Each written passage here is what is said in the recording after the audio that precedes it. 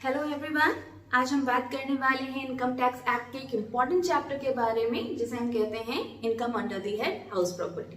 ठीक है, तो इसको कुछ सेक्शंस में एक्सप्लेन किया गया है। लेट्स सी क्या है।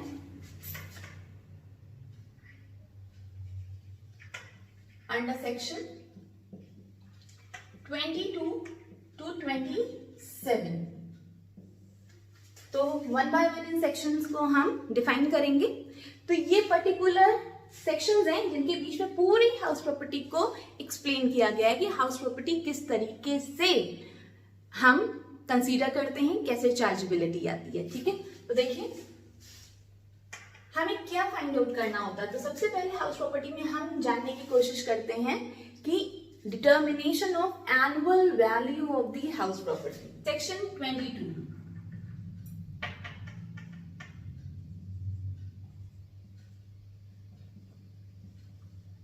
shows chargeability.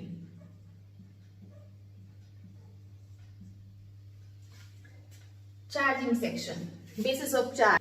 ठीक है, chargeability. Chargeability means imposition of tax. किस तरीके से इस हेड में हम टैक्स इंपोज करते हैं और किस पे टैक्स इंपोज करते हैं, यहां पे ये बताया गया है। तो इसकी कुछ कंडीशंस है।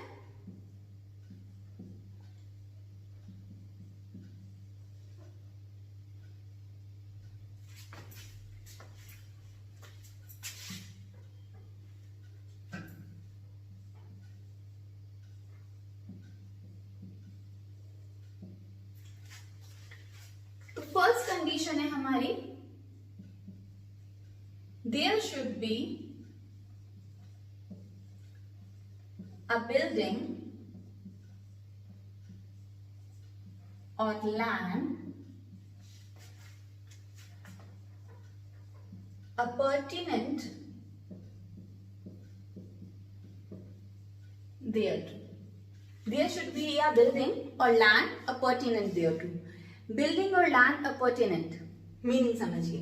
बिल्डिंग तो होना मस्ट है, बिल्डिंग तो होनी ही चाहिए। बिल्डिंग के साथ अगर कोई लैंड अटैच्ड है तो हम उसे भी काउंट करेंगे। ठीक है, लेकिन सिर्फ लैंड को नहीं लिया जाएगा। अगर बिल्डिंग के साथ कोई लैंड है तो उसे ले लिया जाएगा, जैसे गैरेज, किचन गार्डन, कोर्टयार्ड। ठीक है, तो अपॉर्चुनेट का मतलब होता है अटैच्ड। एग्जाम्पल ले लेते हैं, गैरेज, कोर्टयार्ड,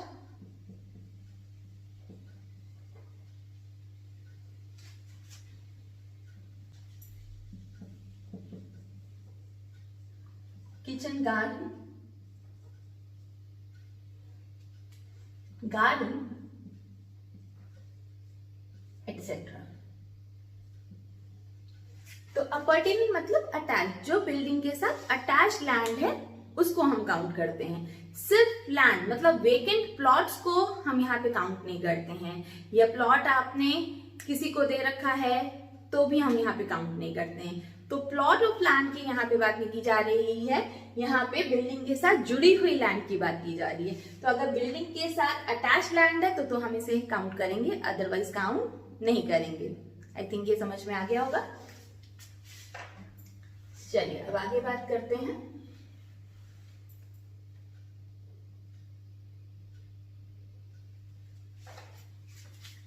सेकंड पॉइंट है, assessee must be the owner of such house property.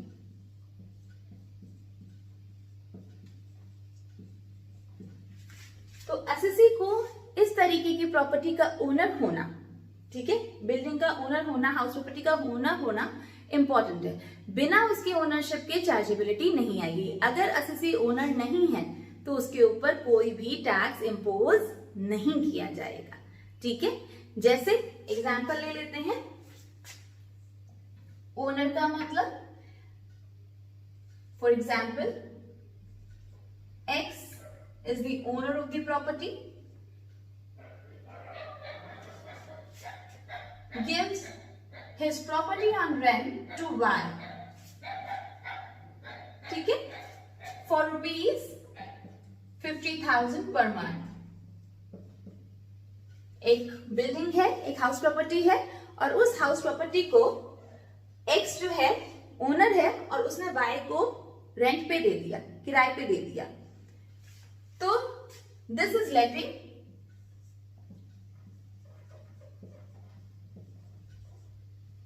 और ये इस हेड में काउंट की जाएगी, इस हेड में आएगी। क्यों? क्योंकि X ओनर है। अब इसी को फर्दर बढ़ाते हैं।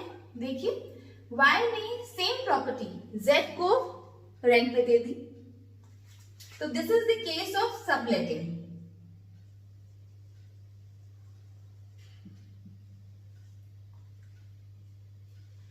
सबलेटिंग, तो Y ने Z को सेम प्रॉपर्टी रेंट पे दे दी फॉर रुपीज 70,000। तो यहां जो Y की अर्निंग हो रही है वो इस हेड में नहीं आएगी, हाउस प्रॉपर्टी हेड पे टैक्सेबल नहीं होगी। Y को कितनी अर्निंग हो रही है देख लेते हैं। Y की अर्निंग कितनी है? एक्सेस Y को जो अर्निंग हो रही है वो रुपीज 20,000 हो रही है, and this goes to other sources. ये हम income under the head other sources में शो करेंगे, ना कि हाउस प्रॉपर्टी में, ठीक है, क्योंकि Y जो है वो ओनर नहीं है। सिर्फ ओनर जो होगा उसके बारे में हम यहाँ पे डिस्कशन कर रहे होंगे। अदर सोर्सेज हेड हमारा रेजिडुअल हेड है, जिसमें हमारे जो बाकी हेड्स में इनकम नहीं आती and they are chargeable to tax, तो उनको हम अदर सोर्सेज में पुट करते हैं। जब हम आगे आएंगे पढ़ाएंगे अदर सोर्सेज तो उसके बारे में भी डिस्कस करेंगे, ठीक है। तो फिलहाल सबलेटिंग और ओनरशिप की इंपॉर्टेंस आपको समझ में आई, ठीक है, क्लियर है? Okay.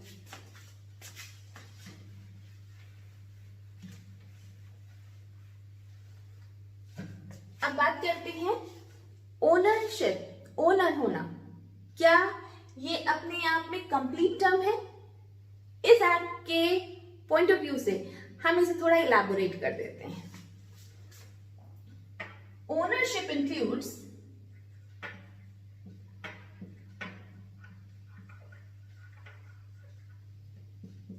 deemed owner,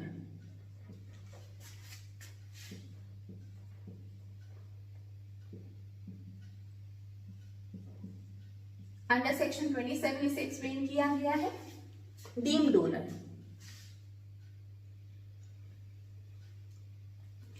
deemed owner का मतलब होता है जिन्हें हम मान लेते हैं कि वो ओनर है, एक्चुअल में वो ओनर नहीं है, मतलब उनके नाम पे प्रॉपर्टी नहीं है, उनके नाम पे कोई रजिस्टर्ड अग्रीमेंट नहीं है, स्टिल उनके ऊपर टैक्स इंपोज किया जा रहा है। हम उन्हें ओनर मान रहे हैं for the tax purpose, for the income tax purpose हम उन्हें ओनर मान रहे हैं। ये तो बड़ा अन्याय हो जाएगा ना कि आप ओनर भी नहीं हो और आपके ऊपर टैक्स इंपोज किया जा रहा है। तो देखते हैं कि ऐसी कौन सी सिचुएशन हो जाती है जहां पे आपके पास एक्चुअल ओनरशिप नहीं है लेकिन फिर भी हम आपको ओनर मानते हैं। तो उन लोगों को हमने कहां पे डाला हुआ है, कहां पुट किया हुआ है? डीम्ड ओनर में। देखिए, सबसे पहला एग्जाम्पल लेते हैं स्पाउस के रिस्पेक्ट में। अगर किसी हस्बैंड ने अपनी वाइफ को कोई प्रॉपर्टी गिफ्ट कर दी, विदाउट कंसिडरेशन ही गिफ्ट होगा, ठीक है। तो विदाउट कंसिडरेशन अगर अपनी वाइफ को कोई प्रॉपर्टी दे दी है और उसके लिए वाइफ ओनर बन गई, लेकिन फिर भी टैक्स कौन पे करेगा? हस्बैंड। हस्बैंड को टैक्स पे करना पड़ेगा क्योंकि हस्बैंड को हम डीम्ड ओनर मान लेते हैं। डीम्ड ओनर का मतलब कि वही ओनर है for the tax purpose. Actual owner तो वाइफ हो गई है क्योंकि उनके नाम पे प्रॉपर्टी हो गई है, ठीक है। तो नेचुरल लव एंड अफेक्शन में अगर कोई प्रॉपर्टी स्पाउस को ट्रांसफर की जाती है तो उस रिस्पेक्ट में जो हस्बैंड है, स्पाउस का मतलब हस्बैंड के लिए वाइफ, वाइफ के लिए हस्बैंड, तो कोई भी एक दूसरे को ट्रांसफर कर सकता है विदाउट कंसिडरेशन। तो नेचुरल लव एंड अफेक्शन के रिस्पेक्ट में अगर विदाउट कंसिडरेशन कोई प्रॉपर्टी ट्रांसफर की गई है तो ट्रांसफर इज वैलिड, ट्रांसफर तो वैलिड है। तो स्पाउस को जो प्रॉपर्टी मिली है वो तो कंप्लीट ओनरशिप शो करेगी। लेकिन टैक्स पर्पज से ओनर अभी भी कौन माना जाएगा? ट्रांसफरर, जिसने प्रॉपर्टी ट्रांसफर की है। तो अगर हस्बैंड ने ट्रांसफर की है वाइफ को तो हस्बैंड को हम ओनर ट्रीट करेंगे। तो कहाँ? डीम्ड ओनर में, ठीक है, जस्ट फॉर एग्जाम्पल। दूसरा केस आता है लीज का। लीज के केस में देखिए, लीज के केस में एक इंपॉर्टेंट यहां पे प्रोविजन पुट किया गया है कि अगर 12 इयर्स और मोर पीरियड की लीज होगी तो जो लेसी है उसको हम ओनर की तरह ट्रीट करेंगे। 12 इयर्स और मोर पीरियड की लीज होगी तो लेसी को हम ओनर की तरह ट्रीट करेंगे। अब ये 12 इयर्स और मोर जो है वो एक साथ एक स्ट्रेच में हो जरूरी नहीं है। 6 इयर्स की लीज थी, वो कंप्लीट हो गए तो रिन्यू कराई गई फर्दर 6 इयर्स के लिए, तो भी हम काउंट करेंगे कि यहाँ पे 12 इयर्स हो रहे हैं। दैट्स व्हाई यहाँ पे लेसी को हम क्या मानेंगे, डीम्ड ओनर। समझ में आ रही बात? ओके। लेकिन इसमें एक एक्सेप्शन है। इसमें ये एक्सेप्शन है कि मंथ टू मंथ लीज जो होती है, मतलब हर मंथ में जो रिन्यू हो रही है लीज, इस तरीके से भले ही आप 12 इयर्स तक पहुंच जाओ तो भी उसे काउंट नहीं किया जाएगा। ठीक है, ये बड़ा इंपॉर्टेंट सा एक प्रोविजन है कि मंथ टू मंथ लीज है तो उसे काउंट नहीं करेंगे। ठीक है, और जो 12 इयर्स और मोर की लीज पीरियड है वो जो लेसी है उसके लिए डीम्ड ओनरशिप तैयार है, वो डीम्ड ओनर माना जाता है। ठीक है, कोई कंफ्यूजन? ओके, आगे बढ़ते हैं। ये जो चार्जेबिलिटी है, दिस इज फॉर व्हाट, क्यों हम कर रहे हैं? For determination of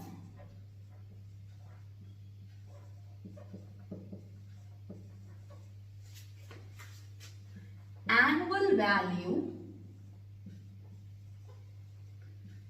of the house property। हम डिटरमाइन क्या कर रहे हैं? Annual value of the house property. इसके लिए ये दो इंपॉर्टेंट कंडीशंस हैं जो फुलफिल होनी चाहिए। किसकी प्रॉपर्टी की एनुअल वैल्यू निकालेंगे? ओनर की प्रॉपर्टी की एनुअल वैल्यू। और प्रॉपर्टी क्या होनी चाहिए? बिल्डिंग और लैंड अपॉर्टेनिंग देयर टू। अगर ये दोनों कंडीशन सेटिस्फाई होती हैं तो फिर हम फर्दर मूव करते हैं। ठीक है, तो अब हम जानने की कोशिश करते हैं annual value of the house property के बारे में। तो यहां पर value of the house property, ठीक है, तो यहां हम अर्निंग कैपेसिटी की बात कर रहे हैं। हाउस प्रॉपर्टी की अर्निंग कैपेसिटी की बात कर रहे हैं। अर्निंग कैपेसिटी क्या है? एक्चुअल अर्निंग के लिए नहीं। एक्चुअल अर्निंग है तो वेल एंड गुड, बहुत अच्छी बात है। लेकिन अगर एक्चुअल अर्निंग नहीं भी है तो भी हम उस हाउस प्रॉपर्टी को कंसीडर करते हैं, उसकी एनुअल वैल्यू हम कंसीडर करते हैं। तो एनुअल वैल्यू निकालेंगे जिसमें हम उसकी अर्निंग कैपेसिटी को जज करते हैं कि इस प्रॉपर्टी की अर्निंग कैपेसिटी कितनी है। अब आपके माइंड में आ रहा होगा कि ये अर्निंग कैपेसिटी क्या है? ठीक है, एक्चुअल अर्निंग तो ठीक है, लेकिन एक प्रॉपर्टी की अर्निंग कैपेसिटी क्या है? कैपेसिटी का मतलब वो कितना अर्न कर सकती है। एक्चुअली कर रही है या नहीं कर रही है ये इंपॉर्टेंट नहीं है, वो कितना कर सकती है, वो कितनी केपेबल है कि भाई इतना रेंट अगर हम इसे रेंट पे दें तो ये कितना रेंट जनरेट कर देगी, कितनी अर्निंग इस प्रॉपर्टी से होगी। तो इसे कहा जाता है अर्निंग कैपेसिटी, कि इस प्रॉपर्टी की इतनी अर्निंग कैपेसिटी, भले ही अर्न ना कर रही हो लेकिन इतना कर सकती है। तो इसको हम डिटरमाइन करेंगे एनुअल वैल्यू। बेसिकली इस सेक्शन में, इस आपके हेड में, इस हेड में हम पूरी तरीके से इसी चीज पे फोकस करते हैं कि एक प्रॉपर्टी की अर्निंग कैपेसिटी पर हम टैक्स पुट कर रहे हैं और वो टैक्स किसको देना होगा? ओनर को देना होगा। ठीक है, तो कुछ एक स्ट्रेच में हमने ये पॉइंट्स मेंशन किए हैं कि एनुअल वैल्यू को डिटरमाइन करना है for the imposition of tax. ठीक है, और ये पेमेंट करने का लायबिलिटी किस पे जाएगी? ओनर के ऊपर जाएगी। तो चलिए आगे बात करते हैं। Determination of annual value of the house property explain किया गया है अंडर सेक्शन 23 में। ठीक है, जिसे हम बाद में पढ़ेंगे, पहले हम 22 कंप्लीट कर लें।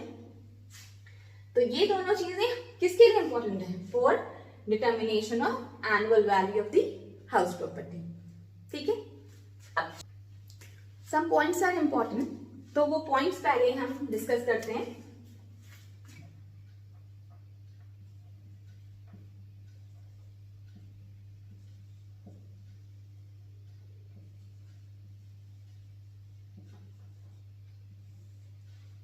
ठीक है, फर्स्ट इज कि not only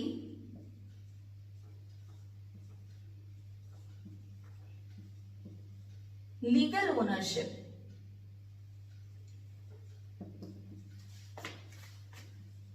but also beneficial ownership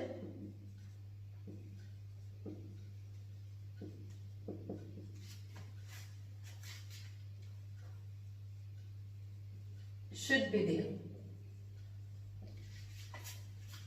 तो जो हमने डिस्कस किया था उसी पॉइंट को ये पॉइंट रिलेट करता है कि सिर्फ लीगल ओनरशिप इंपॉर्टेंट नहीं है, बेनिफिशियल ओनरशिप भी होना जरूरी है कि किसको बेनिफिट हो रहा है इसके रिस्पेक्ट में। जैसे लीज का हमने लिया था तो बेनिफिट कौन डराइव कर रहा है, लेसी बेनिफिट डराइव कर रहा है। तो भले ही वो लीगल ओनर नहीं है, स्टिल उसके हैंड में टैक्स लायबिलिटी पुट की जाएगी। ठीक है, दूसरा पॉइंट आता है existence of roof is not important.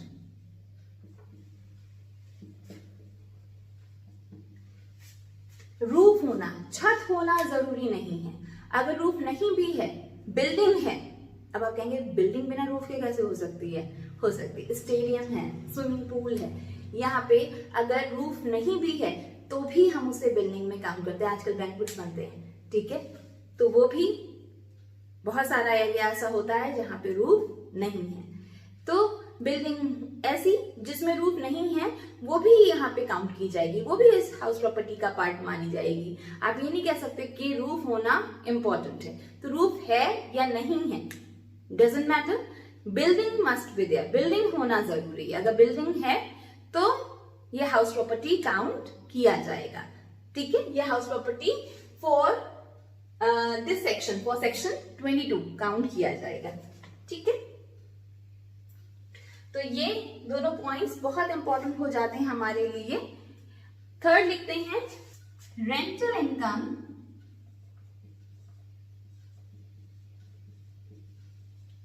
From vacant plot is taxable under the head other sources। ठीक है, तो ये कुछ पॉइंट हमारे लिए बड़े इंपॉर्टेंट हो जाते हैं, इन्हें कंसीडर करना बहुत इंपॉर्टेंट है। ठीक है, चलिए फिर आगे देखते हैं।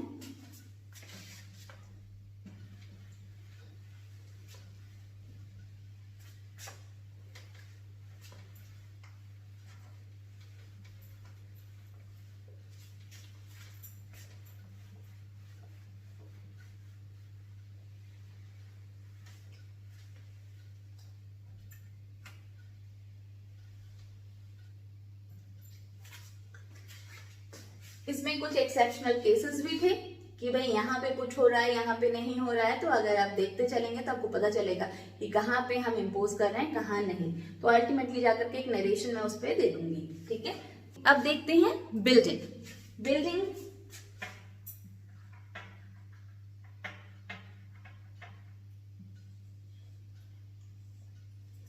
बिल्डिंग को मैंने कुछ पार्ट्स में सेग्रीगेट किया है ये शो करने के लिए कि किस तरीके से टैक्स लायबिलिटी इंपोज की जाएगी।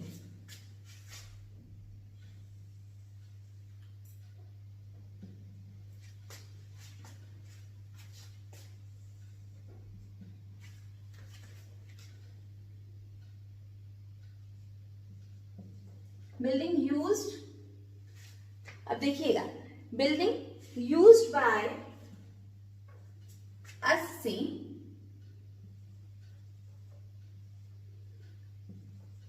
for his own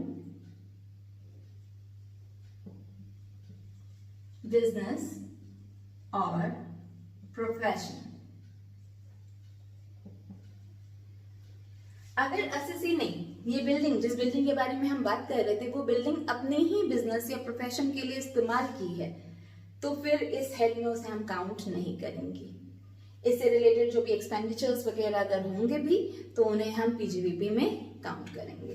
ठीक है, तो ये दूसरे हेड का पार्ट है। तो ये एक्सेप्शनल केस है कि यहाँ पर हमारे लिए हाउस प्रॉपर्टी हेड में कोई एप्लीकेबिलिटी नहीं है। Used by the building used by the assessee for his own business और प्रोफेशन। ठीक है, ये कहाँ जाएगा?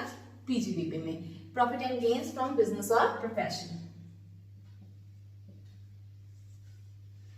ठीक है, अब इधर देखते हैं, एसएससी ने बिल्डिंग को लेट आउट कर दिया।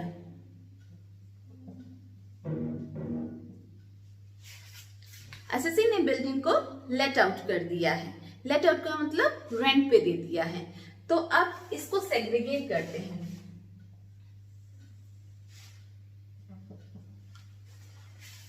लेट आउट आप किसी थर्ड पर्सन को, किसी अनदर पर्सन को आप कर रहे हो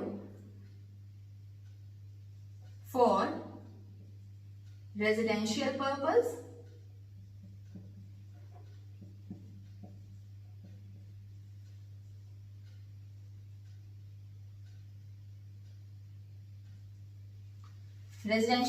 कर रहे हैं, तो कहां जाएगा? हाउस प्रॉपर्टी में।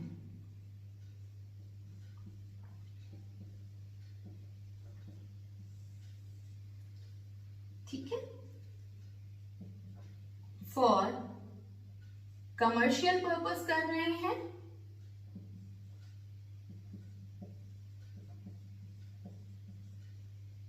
ये भी कहां जाएगा? हाउस प्रॉपर्टी में। अब आपने लेट आउट कर दी है, भले ही आप लेट आउट कमर्शियल पर्पस के लिए कर दो, मतलब वो उसमें शॉप बनाए, वो उसमें अपनी फैक्ट्री खोले, डजंट मैटर, वो कुछ भी कर सकता है उसमें, आपने उसे लेट आउट कर दिया है, तो किराए पे आपने उसे दे दिया है। अब वो उसका मतलब है, वो उसका पर्पस है कि वो कहाँ उसे यूज करता है। ठीक है, इससे हमारे हेड में कोई चेंजेस नहीं होंगे।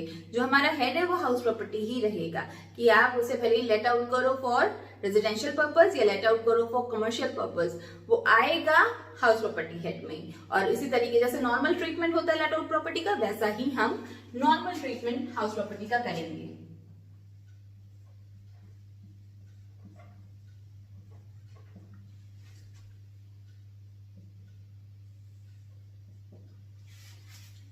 नेक्स्ट पॉइंट हम लेते हैं, letting is only incidental or subservient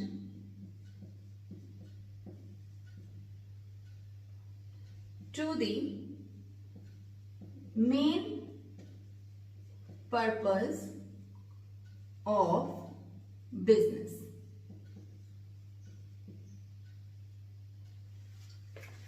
Letting is only incidental or subservient to the main purpose of business. अब आप कहेंगे कि ये टर्म क्या है, ये क्या मीन करता है कि letting is only incidental और subservient to the main purpose। तो बड़ी भारी भरकम से टर्म हमने इस्तेमाल कर लिए। ठीक है, तो देखते हैं क्या मीन करते हैं ये। तो अगर हम लेट आउट करना हमारा मेन पर्पस नहीं है, ठीक है, हम लेट आउट जब कर रहे हैं, कोई प्रॉपर्टी किसी को दे रहे हैं, तो उसको देना, रेंट पे देना हमारा मेन पर्पस नहीं है, हमें उस रेंटल इनकम में कोई इंटरेस्ट ही नहीं है। हम मेन फोकस कर रहे हैं अपने बिजनेस पे, बिजनेस की वजह से मैंने ये लेट आउट किया। एग्जाम्पल देकर के समझाते हैं इसे, कि जैसे मेरी फैक्ट्री है और नंबर ऑफ वर्कर्स यहाँ पे काम कर रहे हैं। अब ये वर्कर्स बहुत दूर रहते हैं, हमारी फैक्ट्री थोड़ी सी आइसोलेटेड एरिया में है, जहां पर इजीली अपार्टमेंट्स या घर नहीं अवेलेबल हैं। तो जो वर्कर्स हैं, जो एम्प्लॉयज हैं, वो थोड़ा डिस्टेंट प्लेसेस पे रहते हैं, तो जिसकी वजह से क्या होता है, एब्सेंटिज्म बढ़ जाता है, स्विच ओवर बढ़ जाता है कि एम्प्लॉयज जो है इजीली स्विच कर रहे हैं, एम्प्लॉय टर्नओवर इंक्रीज हो गया है। तो ये थोड़ी प्रॉब्लम्स हैं, जिसकी वजह से फिर हमने दिमाग लगाया कि क्यों ना हम इस एरिया में एक अपनी टाउनशिप खुद ही क्रिएट कर दें और अपने एम्प्लॉयज को खुद ही रेंट पे घर दे दें। तो इससे हमारे बिजनेस को सपोर्ट मिल जाएगी, जो हमारा लेबर टर्नओवर है वो बच जाएगा, एब्सेंटिज्म बच जाएगा, ये सारी प्रॉब्लम हमारी सॉल्व हो जाएंगी। तो हमने क्या किया, हमने एक टाउनशिप क्रिएट कर दी और अपने एम्प्लॉयज को वहां पे घर दे दिए। तो घर ये फ्री ऑफ कॉस्ट नहीं दिए, इनसे हम रेंटल इनकम ले रहे हैं, लेकिन ये रेंटल इनकम क्या हमारी हाउस प्रॉपर्टी के पर्पस, मतलब जो हमारा पर्पस था कि हमें लेट आउट करके अर्न करना है, वो मेन पर्पस नहीं था। हमें अपना बिजनेस सपोर्ट करना था, इसलिए हमने ये काम किया, इसलिए हमने ये प्रॉपर्टी बनाई और इसे लेट आउट किया। यह प्रॉपर्टी थी पहले से और उन्हें हमने लेट आउट कर दिया ताकि बिजनेस हमारा सपोर्ट कर सके। ये पॉइंट समझ में आ रही है बात?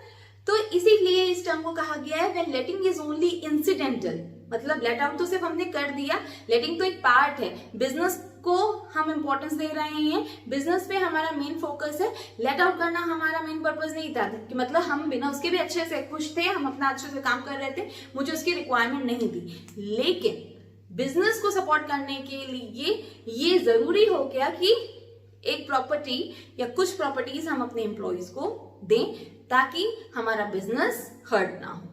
ठीक है, तो यहाँ पे मेन पर्पस क्या है, बिजनेस को सपोर्ट करना, ना कि लेट आउट करना। तो इसकी वजह से ये कहाँ जाएगा, ये हाउस प्रॉपर्टी हेड में तो नहीं जा सकता है, ठीक है, क्योंकि यहाँ पे मेन पर्पस लेट आउट करना नहीं है। तो ये किस हेड में जाएगा, या तो पीजीबीपी में रखेंगे हम या अदर सोर्सेस में। ठीक है, तो इसे हम PGBP profit and gains from business और प्रोफेशन में करेंगे और अदर सोर्सेज में। ठीक है, ये चॉइस होती है, अगर बहुत सर्कुलेशन में है, ये काम किया ही जा रहा है तो पीजीबीपी में, अदरवाइज अदर सोर्सेज में। ये बात की चॉइस है, वो वहां पे पीजीबीपी वगैरह पढ़ेंगे तो वहां पर भी इसे डिस्कस कर सकते हैं।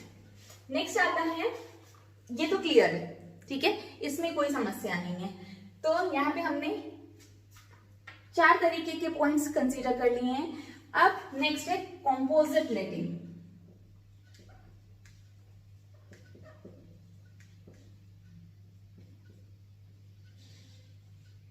कॉम्पोजिट लेटिंग, तो कॉम्पोजिट लेटिंग का क्या मतलब है? कॉम्पोजिट लेटिंग का मतलब कि प्रॉपर्टी के साथ, बिल्डिंग के साथ हम कुछ और भी चीजें लेट आउट कर रहे हैं, कुछ और भी चीजें दे रहे हैं, जैसे फर्नीचर है, लिफ्ट है, गार्डन फैसिलिटी है, जनरेटर फैसिलिटी है, ये सब भी दी जा रही हैं। तो इन्हें कहा जाता है कॉम्पोजिट लेटिंग, मतलब साथ में ये भी चीजें आपको प्रोवाइड की गई हैं। ठीक है, तो उसका ट्रीटमेंट कैसे करेंगे? अब देखिए, कभी कभी ऐसा होता है कि बिल्डिंग जब हम रेंट पे लेने चलते हैं या कोई भी फ्लैट रेंट पे लेने चलते हैं तो हम ये देखते हैं कि यहाँ पे लिफ्ट फैसिलिटी है, इलेक्ट्रिसिटी की अगर सिटी में प्रॉब्लम बहुत ज्यादा है तो जनरेटर फैसिलिटी है, एम्बियंस अच्छा रखने के लिए क्या गार्डन फैसिलिटी है, पूल वगैरह है। तो ये सारी चीजें अगर मुझे मिल रही हैं या फिर मुझे सीधे जाकर के इस बिल्डिंग में, इस प्रॉपर्टी में सेटल होना है, लेकिन मेरे पास बहुत ज्यादा फर्नीचर वगैरह नहीं, हर जगह के लिए हम फर्नीचर नहीं ले रहे हैं, तो हमें देखते हैं फर्निश्ड हाउस है या नहीं। तो प्रॉपर्टी की जो वैल्यू है उसी को तो आप हाउस प्रॉपर्टी हेड में कंसीडर करेंगे, जो एडिशनल फैसिलिटीज दी गई हैं उसे तो हम यहाँ पे नहीं कंसीडर कर सकते ना, क्योंकि ये यहाँ क्या कहा गया है, income under the head house property. तो सिर्फ हाउस प्रॉपर्टी से रिलेटेड इनकम को ही हमें यहाँ लेना है। तो एसोसिएटेड अर्निंग्स जो हो रही हैं, कंपोजिट अर्निंग्स जो हो रही हैं, उनको हम क्या करेंगे? तो सिंपल सी चीज याद रखिएगा कि अगर कंपोजिट लेटिंग का अमाउंट सेपरेटली गिवन है, ठीक है, सेपरेटली गिवन है, मान लेते हैं कि आपको एक प्रॉपर्टी फर्निश्ड हाउस आपको रेंट पे लेट आउट मैंने किया, मैंने एक फर्निश्ड हाउस आपको लेट आउट किया है, ठीक है, जिसके लिए मैं 1 लाख रुपीज चार्ज कर रही हूँ। ठीक है, 70,000 रुपीज हम हाउस की चार्ज कर रहे हैं एंड 30,000 फॉर दी फर्निशिंग। ठीक है, तो बड़ा आसान हो जाता है, बहुत सिंपल है। तो 70,000 का ट्रीटमेंट तो हम हाउस प्रॉपर्टी में करेंगे और 30,000 का ट्रीटमेंट हम अदर सोर्सेस में करेंगे। बात समझ में आई? और अगर इनसेपरेबल है, अगर अलग अलग नहीं है, तो होल अमाउंट, ठीक है, जैसे 1 लाख रुपीज था और मैंने ये नहीं बताया कि बिल्डिंग का कितना है और फर्निशिंग का कितना है, तो पूरा का पूरा 1 लाख कहाँ जाएगा? अदर सोर्सेज में। ये चीज ध्यान रखने वाली है कि कंपोजिट लेटिंग के केस में अगर अमाउंट सेपरेटली गिवन है तो बिल्डिंग से रिलेटेड जो अमाउंट है वो हाउस प्रॉपर्टी हेड में आ जाएगा, और जो कंपोजिट लेटिंग से रिलेटेड अमाउंट है वो अदर सोर्सेस में चला जाएगा। And if it is not separable the whole amount is taxable under the head other sources. ठीक है, तो इसी तरह लिख भी देते हैं। अगर सेपरेट कर सकते हैं तो हाउस प्रॉपर्टी की वैल्यू हाउस प्रॉपर्टी हेड में और बाकी कंपोजिट लेटिंग की वैल्यू अदर सोर्सेज में। ठीक है, लेकिन अगर सेपरेट नहीं कर सकते हैं तो पूरी की पूरी वैल्यू अदर सोर्सेज में चली जाएगी। कोई कंफ्यूजन? ठीक है, तो ये बिल्डिंग को मैंने इस तरीके से एक्सप्लेन कर दिया। चलिए फर्दर अब 2 पॉइंट्स की और बात कर लेते हैं, जो अब हमारे जो पॉइंट्स बचे हुए हैं। तो अब पहला पॉइंट है उसमें when property is held by the assessee as stock in trade। Stock in trade, अगर कोई प्रॉपर्टी किसी असेसी ने स्टॉक इन ट्रेड की तरह होल्ड कर रखी है, मतलब वो उसके बिजनेस का पार्ट है और प्रॉपर्टी को खरीदना बेचना, कंस्ट्रक्ट करना और सेल करना, ठीक है, परचेज करना और सेल करना और कंस्ट्रक्ट करना और सेल करना, ये उसका मेन बिजनेस है। जैसे बिल्डर्स का होता है, डेवलपर्स का होता है, ठीक है, तो कोई भी असेसी हो सकता है। तो किसी भी असेसी के पार्ट पर अगर ये काम किया जा रहा है और फिर एक साथ तो सारी प्रॉपर्टी सेल आउट नहीं हो जाती हैं, तो जो प्रॉपर्टी उसके पास स्टॉक में रह गई हैं उनका ट्रीटमेंट कैसे होगा? सेम एज अदर प्रॉपर्टीज, उसमें कोई चेंज नहीं है। जो दूसरी प्रॉपर्टीज का ट्रीटमेंट होता है वही इसका भी होगा, नो चेंज। ठीक है, कि अर्निंग कैपेसिटी उन प्रॉपर्टीज की जज की जाएगी, डिटरमाइन की जाएगी annual value, and annual value is taxable under the head house property. Simple concept. ठीक है, तो चलिए लिख लेते हैं। Annual value of such property is taxable under the head house property।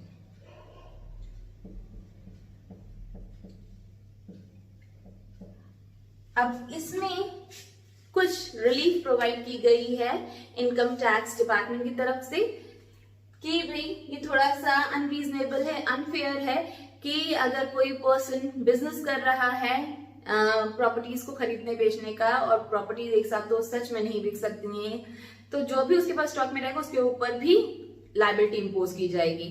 तो इस अनफेयरनेस को कम करने के लिए या कुछ रिलीफ प्रोवाइड करने के लिए कुछ स्टेप्स लिए गए। तो क्या रिलैक्सेशन है देखते हैं। Annual value of the property held as stock in trade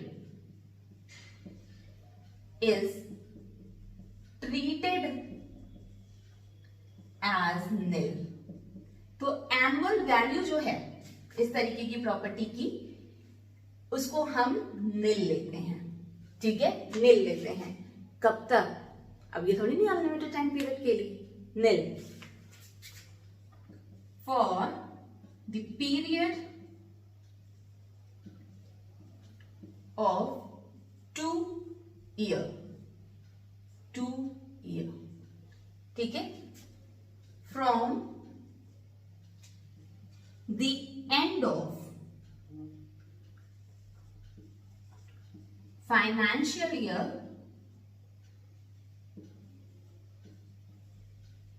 in which certificate of completion of construction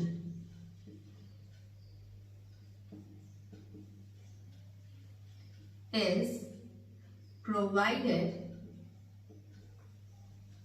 by the competent authority. ठीक है, तो annual value of property held as stock in trade is treated as nil. कब तक nil? For the period of 2 years from the end of for the period of 2 years from the end of financial year in which certificate of completion of construction is provided by the competent authority. तो जिस साल certificate of completion of construction मिला है उस साल से अगले 2 साल के लिए आपको रिलीफ मिलती है. तो जस्ट फॉर एग्जाम्पल कि अगर सर्टिफिकेट मिला है, सर्टिफिकेट की डेट है, फाइनेंशियल ईयर है 2 April 2016 सर्टिफिकेट इस डेट का है. तो फाइनेंशियल ईयर हमारे लिए क्या हुआ? 2016-17 फाइनेंशियल ईयर है. इस साल तो सर्टिफिकेट मिला है तो ये तो निल ट्रीट किया ही जाएगा. फिर 2017-18, ठीक है, क्योंकि फाइनेंशियल ईयर के एंड होने के बाद ये पीरियड शुरू होगा. फाइनेंशियल ईयर के एंड होने के बाद 17-18 निल ट्रीट करेंगे एंड 2018-19 भी निल ट्रीट करेंगे. ठीक है, इसके बाद अगर फिर भी प्रॉपर्टी स्टॉक इन ट्रेड में देन इट इज टैक्सेबल. लेकिन ये सीधे सीधे आपको एग्जेम्पशन या रिलीफ नहीं दे रहे हैं, इसके ऊपर एक कंडीशन भी लगा रहे हैं कि इस पीरियड में, ठीक है, ये जो पीरियड है आपका, इस पीरियड में ये प्रॉपर्टी लेट आउट नहीं होनी चाहिए. अगर ये प्रॉपर्टी लेट आउट कर दी गई, जो स्टॉक इन ट्रेड में पड़ी हुई प्रॉपर्टी है, इसे आपने रेंट पे दे दिया तो फिर ये जो रिलीफ मिली है वो विड्रॉ हो जाएगी. ठीक है, समझ में आया? तो this property should not be use for letting out. ठीक है, बिल्कुल लेट आउट नहीं करना है. तो ये प्रोविजन क्लियर हो गया, कंफ्यूजन नहीं है. ठीक है, चलिए फिर नेक्स्ट पॉइंट करते हैं. अब सेकंड पॉइंट करते हैं.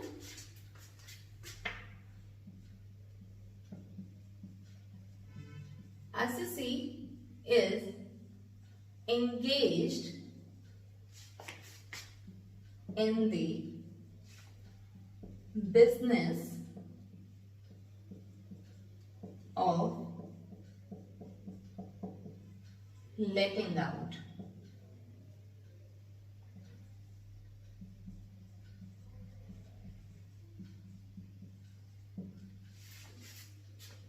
अब एसएससी जो है वो इंगेज है लेट आउट करने के बिजनेस में. प्रॉपर्टीज को लेट आउट करना उसका बिजनेस है, मेन बिजनेस है.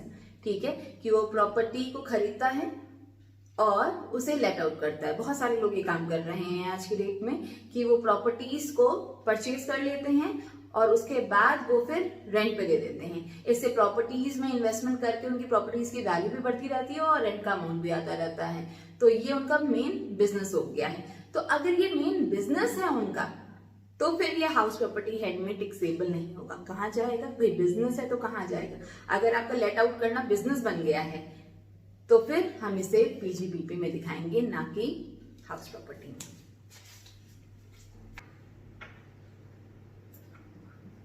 It is taxable under the head PGBP, profit and gains from business or profession. तो यहाँ हमारा चार्जेबिलिटी सेक्शन कंप्लीट हुआ. अब हम जो फर्दर सेक्शन है section 23 determination of annual value of the property, वो नेक्स्ट अपने पार्ट में दिखाएंगे, आपको करके बताएंगे.